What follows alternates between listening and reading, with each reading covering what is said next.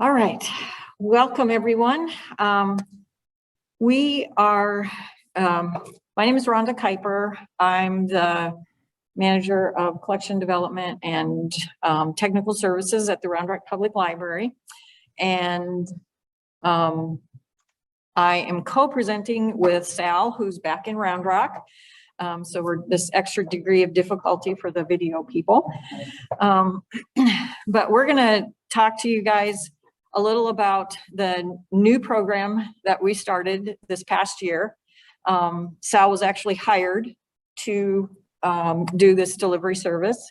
So what we're gonna do is kind of go through what our experience is, what our perspective is on this. And I think the keynote speaker this morning kind of talked about, we want to get out there, get the underserved, meet the needs of the underserved and things. That's kind of where this came from for our library.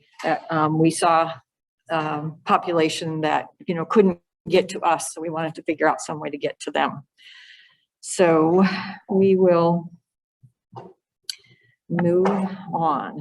So I'm going to talk to you about what we did kind of on the koha end of it, what that looked like, what we had to change, the settings we had to change, what we all needed to do. And then Sal will take over and talk about what he does from day to day. So these are the things that we did to set up that Housebound module and to promote our new services. So I'm going to go through each of these individually. We created the Homebound. We call it Homebound, Koha calls it Housebound. And then there's the, is that even politically correct, question. That's why my first slide said something about transportation difficulties or whatever. We set check for previous checkouts to yes. We enabled the actually it's the Housebound module. We designated chooser and deliverer, which I'll explain more. We created a sign-up form, like a paper sign-up form, because most of these people that we're dealing with aren't technologically literate. We had, we created a couple of reports to help with scheduling and stats. Bywater helped us with that.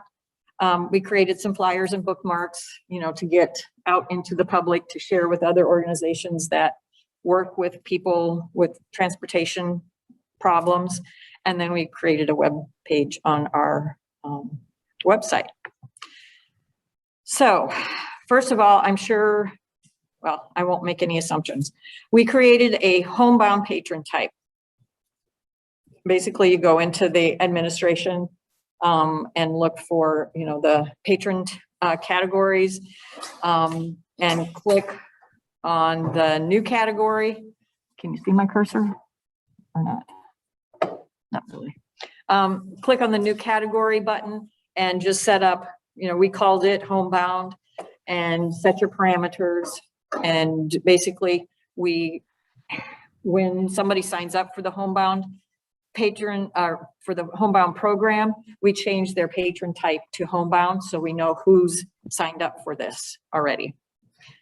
Then within that Homebound patron type, way down at the bottom, there is a check for previous checkouts. There's a system preference that specifies that, but by patron type, you can also specify it.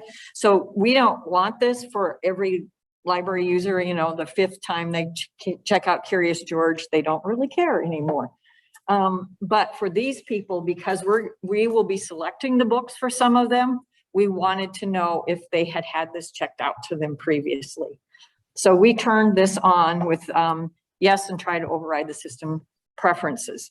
So for us, we have RFID, so we use pads, to check things out. So on our screen, this is the stuff in the red box. This item was previously checked out by you, shows up so that we, if Sal's going to, pick some stuff, he'll know, oh, better not, let's not give them that one. Let's pick another one. Then the next thing we did was actually enable the housebound module. So again, you go into system preferences. In the circulation preferences section, there is a just one preference for the housebound module, and it's either enable or disable. And so we just turned enable on. What that does is on the patron side, when you pull up a patron record, there's now two new things on every patron record. There is this housebound roles thing that I've got the red around the red box. And that's, I think, the way I think about it is that's for the staff. The roles are the chooser and the deliverer that I mentioned before. So the housebound roles will be things that that staff members get assigned. The other thing is the new tab way down at the bottom of the tabs that says housebound. That is more for the patron side of it. That's where you set up their delivery schedule. That's where you put in their preferences. That's where you put in all the information that you want to know about them. So pretend I clicked on the add a role. This is the screen that will come up, and you can pick yes or no for either the chooser or the deliverer. In Sal's case, we have him being both. He's the chooser and the deliverer. You'll need to have chooser and deliverer designated the way Koha is set up right now. You need to have a chooser and a deliverer in order to set up the delivery stuff. Those are required fields at this point. So you do that. And I don't expect you to read this right now. But the main report that we had Bywater create for us showed us the delivery schedules, who's next.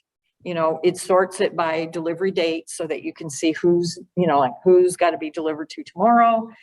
And then it also shows, does that person have any holds? Because, these people can put their own holds on if they want. If they don't want us picking out their stuff, they can put their own holds on. So this report pulls that information and shows it, in a pretty format. And then it will not show all the stuff that's beyond, that's passed already. It will not show that. You'll actually see the results of, what this report looks like when Sal does his stuff. Oops. Okay, this is what our delivery service agreement is, because we wanted people to understand what the delivery service was really about. So, we had a couple of requirements. They needed to be within the city of Round Rock city limits. We wanted to make sure that was true. And then there's a definition of what a homebound person is. So basically you don't have to be trapped in your home, but getting out needs to be hard. Like you need somebody else to get you out. So that's kind of where we're starting with this. Oh, and then we also are more than willing, if you have had surgery and you're going to be stuck at home for 6 weeks and can't get out, we're going to be there. Just let us know. We'll deliver to you for that amount of time. We've also toyed with the idea of new moms, the first whatever, the trick for us is getting a hold of the names of the new moms, so that's something that we're thinking about. And then we also wanted them to agree that, the bottom one will provide a safe environment for the deliverer. And we don't want any, crazy dog, attack dogs or anything like that when they come to deliver. They need to make sure that the delivery person can get from the van to the front step safely.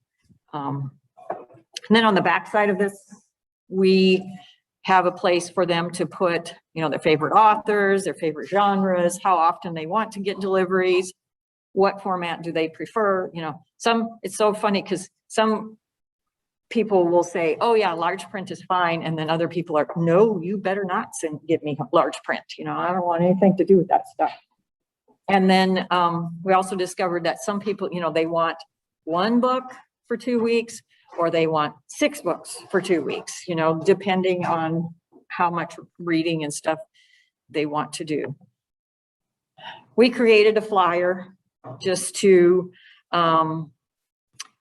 give to Meals on Wheels so that they could take it out and give to their people.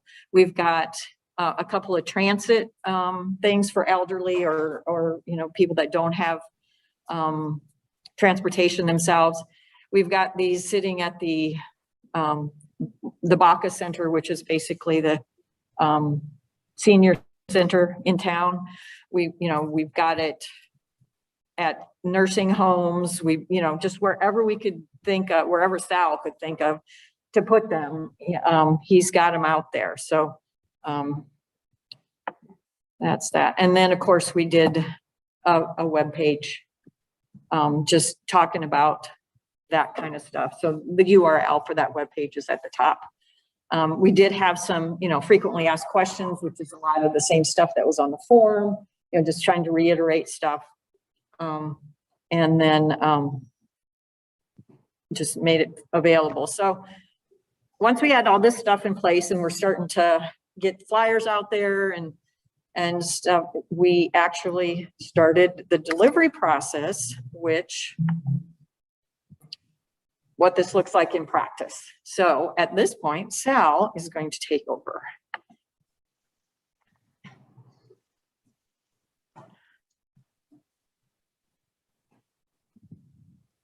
Maybe.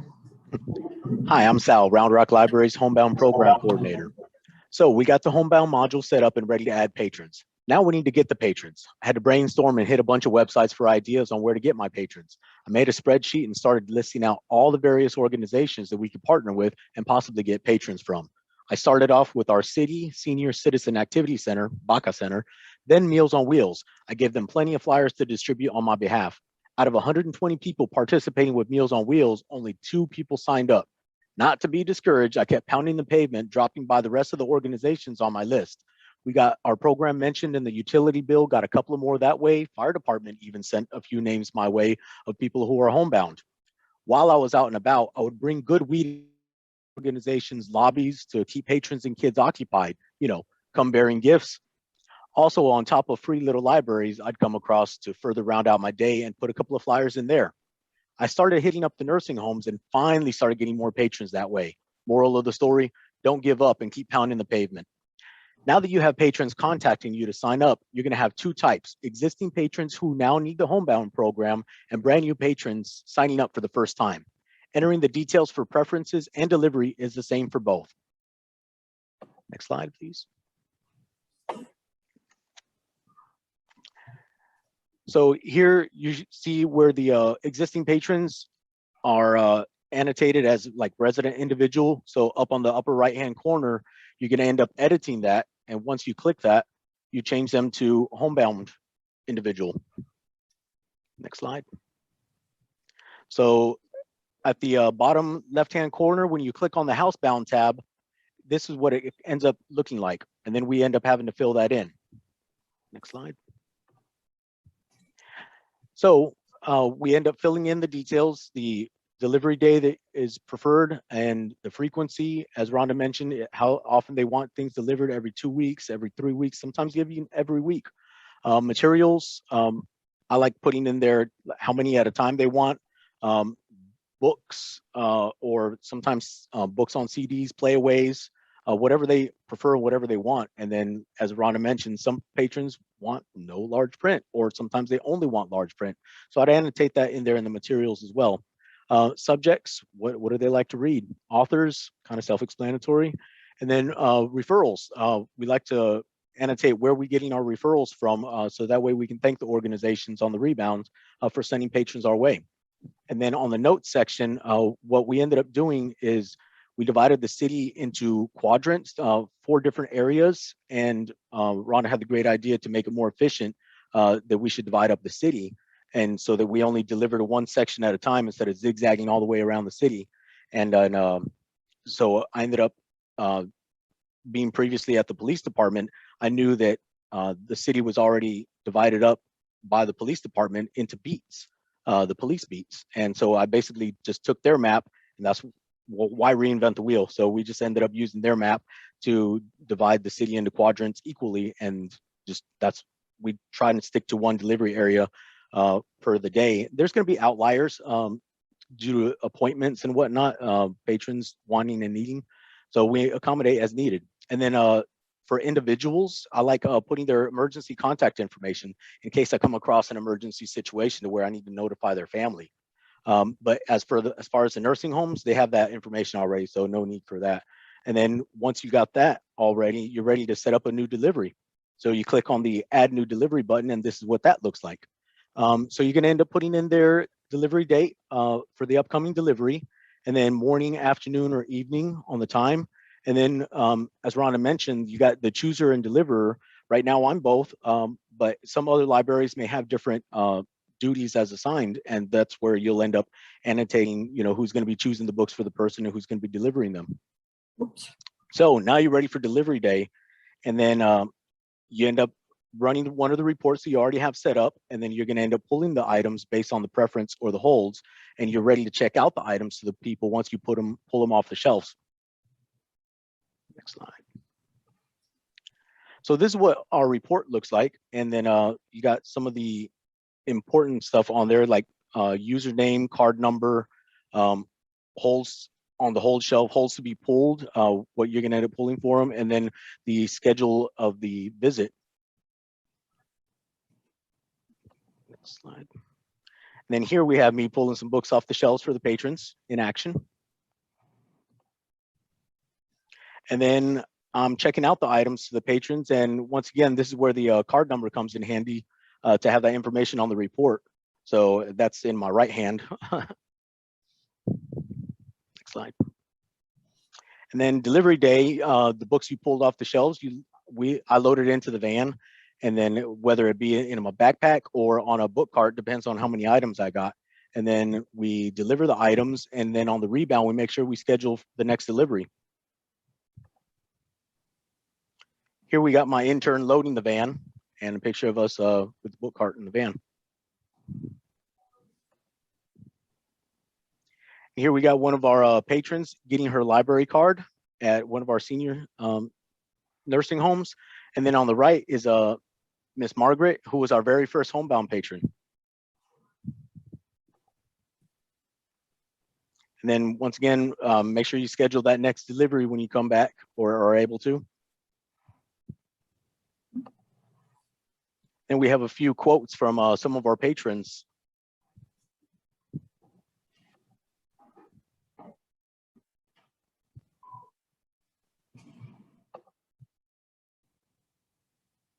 This is Sal's favorite quote. Yep. Every time I read it, it kind of tears me up a little bit, because that's another reason she's near and dear to my heart, That's basically how we use Koha to set up our Homebound delivery service. I know, and I'm not sure if she's listening online, oh, and I knew I was going to not do this. I was not going to do this. A member of Equinox is working on possibly getting a grant to do some sprucing up of this module. Things that she's mentioned doing are, taking that report that you saw and actually incorporating it, like with a button click, so that would get pulled up with, within the Homebound module. A question, she has too is maybe can we change the name of it from Homebound or Housebound to something that is less politically incorrect? I don't know what. But, you know, there's a number of things that, you know, she's working on, if they can get the grant. I don't know if she's got, I know she was planning on listening in, so if she has comments, that she wants to throw in there too. Felicia, thank you. I knew that name would come to me eventually. But does anybody have any questions? Spencer? I know it took a while to get FEMA, but what kind of volume of Okay, Sal, you want to take that one? I didn't hear the question. Could you repeat the question, please? Sure. What kind of volume are we talking about? And how many patrons do we have at this point? Right now, we're up into the high 20s, and my numbers, let me pull that up real quick on. I just did 33 deliveries this month and 65 items delivered, and the month's not over yet. So this has been our biggest month because the nursing homes have started rolling in. I got another presentation actually this afternoon to another nursing home. So I don't know how many are going to sign up then. So my day's definitely getting full. So we started this off in April, and then we didn't get my van until July 4th, like July 3rd, actually, the day before the 4th of July parade. And then so my intern left little over a month ago, and we only had 3 patrons then. So we've definitely grown exponentially, you know, since then. So it's all a matter of who you hit up also, like as far as like where the numbers are going to come from. Like I said, I thought they were just going to be rolling in with the Meals on Wheels, but they didn't. So it just really like, so we grew kind of slowly because we thought, you know, they were going to be rolling in, but they haven't. So then that's why I had to start pounding the pavement. Yeah, and it was funny because Lucas is the intern. He gave us, you know, presented to us, you know, what his experience was, you know, over the summer, you know, the summer internship program, you know, and he's like, yeah, we only have 3 patrons. Well, by the time he left that day, we had doubled. We had 6, you know, so it was just kind of, it took off at that point. Oh, and I need to explain about, I was going to say this at the beginning, but we got a underutilized van from the police department is where that van came from. It, what year is it? It's a 09. 09, and it had like 2,000 miles on it, something ridiculous like that. It was surveillance. So, you know, they would just go and park it, you know, there we had it. But, you know, we ended up adding a lift on the back so that we could, you know, get the book carts up into the van. There's a strap system inside there to hold the carts in place. We added a router to the van so that, you know, we've got Wi-Fi for outreach, because we'll use that van also for, you know, community events, you know, like we've got chalk walk, where artists come and draw on the sidewalks and stuff.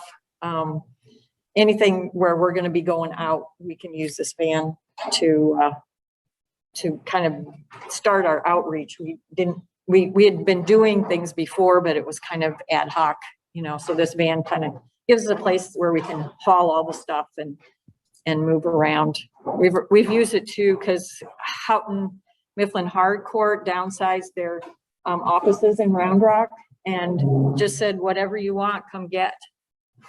So Sal spent many days. 2 weeks. Just 2 weeks, just carting stuff out of there. You know, they didn't care if it was office supplies or books or whatever. I've got a Carmen Sandiego hat out of the deal. So, hey, it was worth it.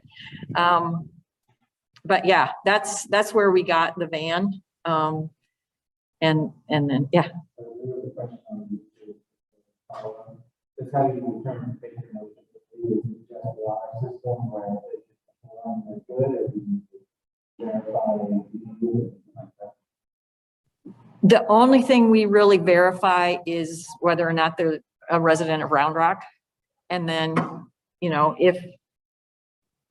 I mean, you can sort of look at people and know, you know, if they come to the door in a wheelchair or, you know, people in the nursing homes, we just assume, you know, have limited, you know, they don't have a car or whatever.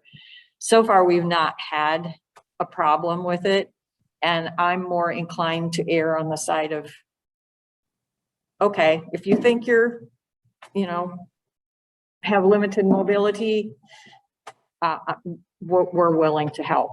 You know, I would rather err on that side than be too strict about it. So, yes. So I think it is one that can you go back and forth like that person that's, you know, regular patron that's having surgery or whatever. So can they have homebound for a while and go back to?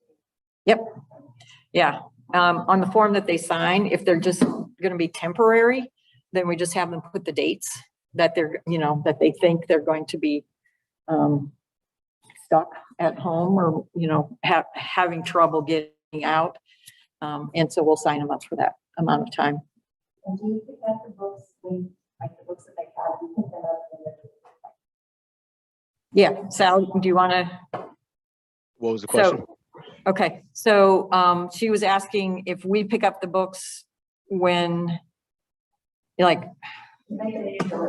yeah, right. When we make the next delivery, we pick up the books from the previous delivery. Yes. That's yeah. And then I always reassure them because they always ask, you know, what about late fees? No, you're under my program. I'm taking care of you. There's not going to be any late fees. I will pick them up when I come and give you your new stuff. So we'll just swap it out. Just always reassuring them. Yeah. Did that come exclusively from the COVID situation, or is this a service that you saw a need for and was addressing something in the power? Yes. Yeah. We saw the need, and then, like a lot of things, COVID kind of sped up the process. You know, we had talked about homebound delivery, and then even when COVID first started, we thought about, you know, just doing it with our personal vehicles or maybe getting some vehicle from fleet, you know, whatever. But then when we had the opportunity to get this van from the police department, it was like, okay, yeah, this is what we need to do then. So, but yeah, Marcy. I have a question. I've worked with libraries in the past setting up homebound delivery, so I applaud you for plunging into this, and I am happy that Sal is taking those steps to cut the pavement. That definitely is the hardest part. Yeah.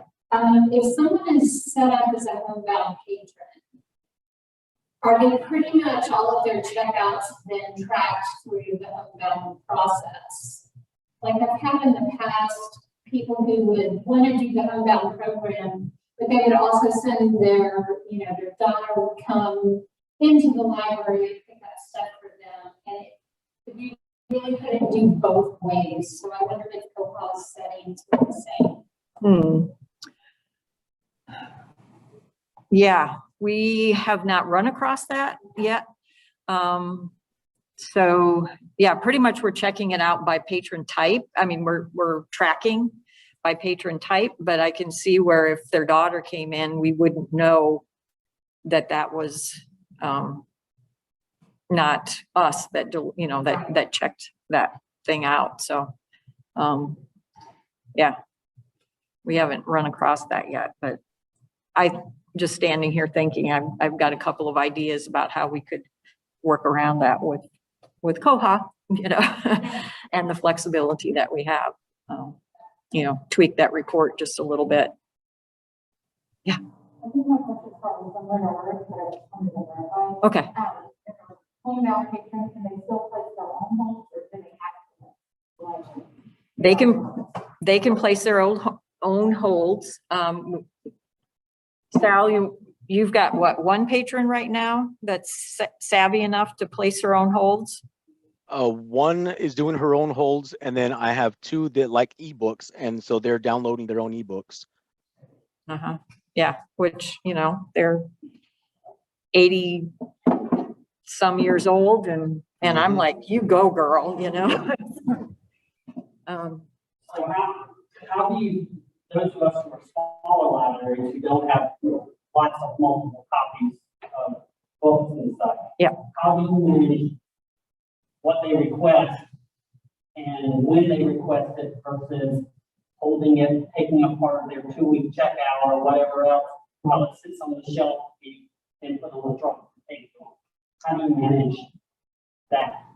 So far, and Sal, this is about managing hold, so correct me if I'm wrong here.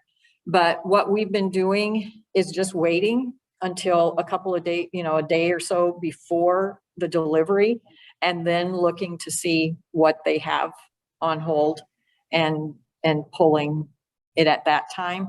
If it isn't available, if it gets checked out in between, then we just kind of let it go. Cause yeah, we don't have a lot of multiple copies of stuff either. Mhm. So, I'm just saying like, a new book like last year's Crawdad thing, it was in and out, in and out, in and out. We had multiple holds put on it. So the person put a hold on it. How, to keep them from waiting 6 months to get it. right. How, did y'all have a mechanism to work around that? Just kind of have an internal, I know this person wants this book, Sal would know Margaret's wanting this book and as it comes in and it's about time for her, you only have 20. Right. Yeah. Mhm. I can see where nursing homes would really jump on this bandwagon. Mhm. Almost, we're looking at a mobile library Yes. now. Okay. And I can see where this could kind of partner with that a little bit, from the standpoint of what we provide in the, in the bookmobile versus, having it already ready and just for the purpose of taking it. Mhm. Yeah. Trying to think of the mechanics. Yeah. So the question is what do we do when, we've got like a really popular book and somebody puts a hold on it? So I guess Sal, you kind of watch, like for Margaret, he Yep. kind of watches for, what is it? Patterson is her James thing? Patterson and Catherine Coulter. So basically the library opens at 9, I come in at 8, and then if I know I got an upcoming delivery for one of the hot authors, I end up checking the shelves and I'm scouring them constantly. So I've actually plenty of times I've been able to score some of the latest and greatest for Margaret Chapa, even to the point to where she was the first one to check out one of the James Patterson's books, and she was like so ecstatic. So you could either put a hold on it, that's one way, and then when their time comes up, do that. One other method, and depending on y'all's budget and how big y'all's program is, what I've during my research, I found out some libraries for the delivery program, they actually have their own books set aside just specifically for the Homebound program to make sure that they get, their checkouts. And then just to kind of coincide with that, during my interview process on a couple of the patrons, I'm in the nursing homes, and I've noticed when they start repeating the questions a lot, starts making me think about kind of dementia and everything. And so I annotate that, make a little note on their form. And I even contacted the staff and asked them, whether, they're trustworthy enough to get some of the books. And so what I've started doing with 2 of my patrons is I, started checking out, like kind of like a fake checkout as far as weeded books, and we got some weeded books that are bestsellers. So I just delivered a second set to a different patron, and I gave her a checkout slip and everything to make it look like she's just a regular customer. Yep. And if they don't come back? Exactly, because it's a weeded book, so no loss there. So for the nursing home customers, you set individual accounts, and that's between the library and that customer. The nursing home isn't responsible or coordinating any of that. Yeah. Did you hear that, Sal? No, I didn't. Yeah, she just was saying that, you know, with the nursing home patrons, our connection is per patron. It's not with the nursing home. It's Yes. with each patron. So that's how we're doing it. We're, you know, each patron in the, Sal will, you know, can you tell them about your presentation, how you do that? So At the I nursing go and home? when I give a presentation and it's to sign up the patrons, I normally end up coordinating with the nursing home. Their activities director normally is who I'm dealing with. And then we set up a date, and then I go in and present on that date and time that we agree upon. And then at that point, I give a presentation as far as what's available to them and if they're interested. And then I give them the sign up forms and just verify all the information from them front and back. And I always tell them the most important thing is on the back. Don't forget the back and get their author information. And then the more detailed they are, the better it is for me to be able to accurately check out books to them. There's just this week, there was a couple of patrons, they weren't specific enough on their books, what they wanted or what they've already read. So they just put their favorite authors. And then I ended up bringing some books to them, and there were some of the older books because some of the authors, I want to start them from the beginning and work them up to the newest. And then one lady was like, almost like put the book back in my hand. And she's like, I already read this. No, I don't need this. So I was like, okay, so can you give me a little more specifics?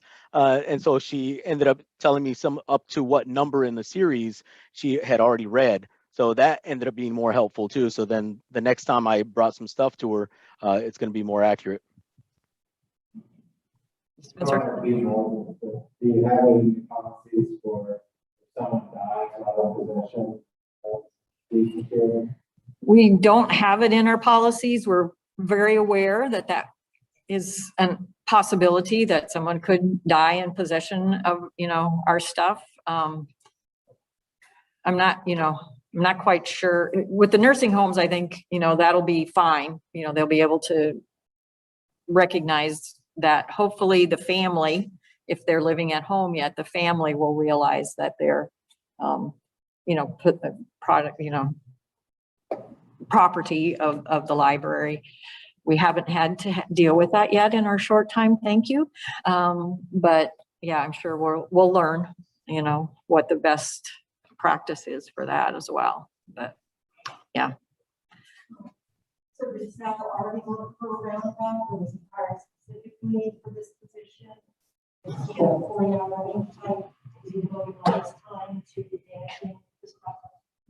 Okay, the question is, Sal, did you already work for the city of Round Rock? Were you hired specifically for this position? Are you 40 hours totally devoted to this process? You can answer that So one. I had actually come from a different department. I had come from general services doing building maintenance. And then, so I already had the experience of delivering tools and equipment all over the city, and I already knew the city. But when COVID happened, they kind of locked me down into the library because the maintenance guy over here at the library ended up retiring suddenly.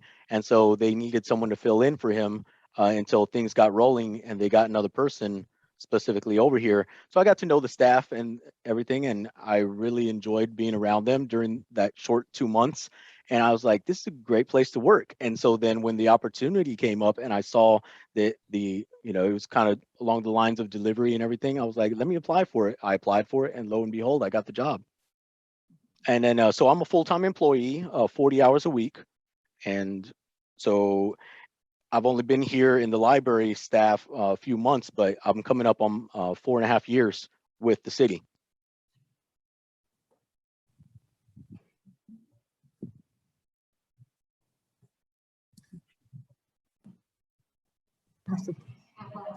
Okay. Can this module work well with a by mail delivery system? And do you know of other libraries that are utilizing it?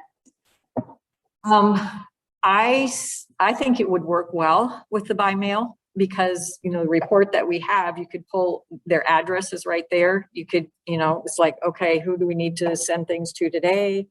Whatever, you know, I think it would work really well with that report. When we started looking at this, we talked to Bywater, and at that time, I think, who was it? Donna. I think we talked with Donna because she was kind of the one that was shepherding people through knew the most about the housebound module. And she said she knew of 4 other libraries that were using it. And that was maybe 6 or 8 months ago. So her impression is it's not used much in the States, but in other, like in Europe and stuff like that, it's getting a lot more traction. But yeah, I personally don't know of another Koha library that's using it. But if you're out there, let's talk. I would be really curious to see how it's all going. But it took me a while to get my head around some of these concepts, chooser and deliverer. I was like, what? How's that work? And but I can see if you had, a bigger library and you just had certain staff would be pulling the books, and then you had one guy that was just out there, 8 hours. Yeah. So that concept is the long branch system, you have one central selector for everyone. And Yep. Yeah.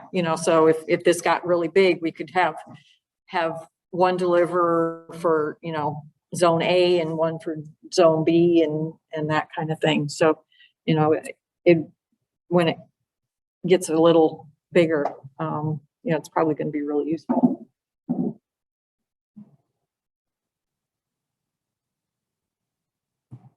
And if you have any, questions that you think of, like me in the shower at 2 o'clock in the morning, whatever it is, yeah, just give us a shout.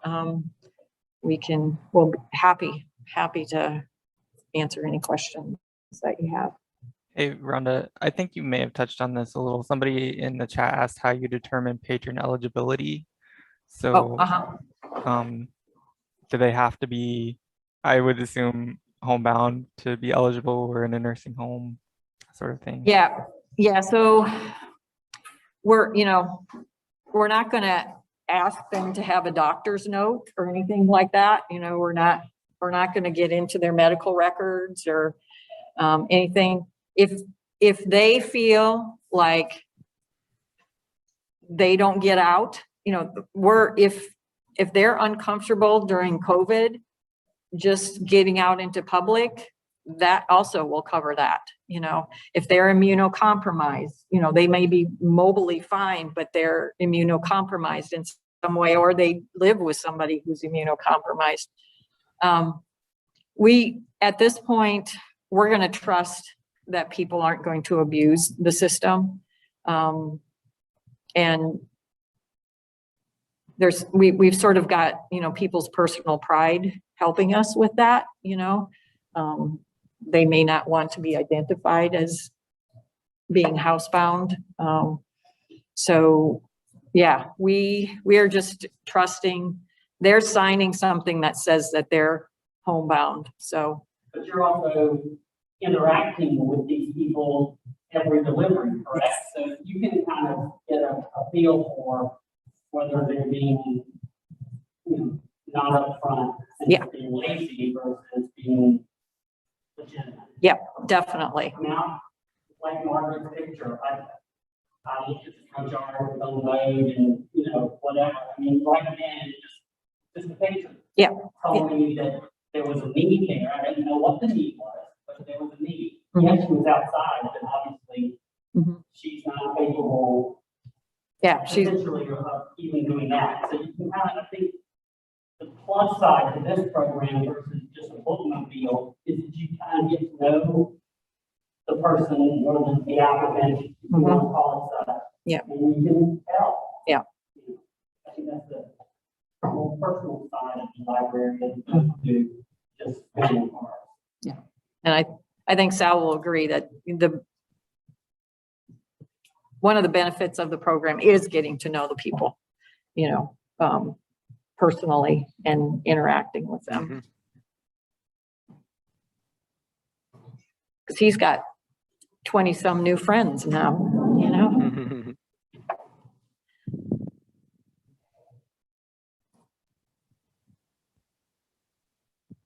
So.